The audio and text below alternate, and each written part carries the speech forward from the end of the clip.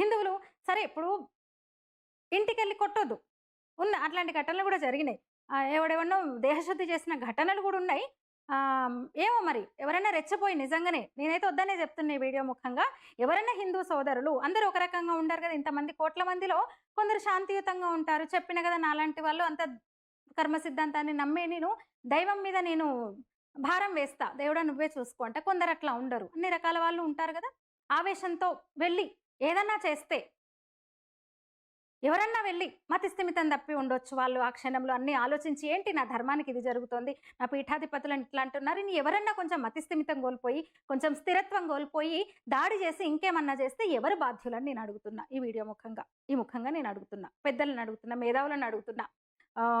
సమాజం పట్ల బాధ్యతగా ఉన్న వాళ్ళని అడుగుతున్నా. అందరు పౌరులను అడుగుతున్నా. మహిళలను అడుగుతున్నా. భాషే నాది. మహిళలుగా సంస్కారంగా పెరిగిన మనం మాట్లాడగలమా అలాంటి భాష? మాట్లాడగలమా? వస్తదా అసలు మీకు నోరు? మహిళలు గూడా స్పందించాలి ఈ వీడియో మీద.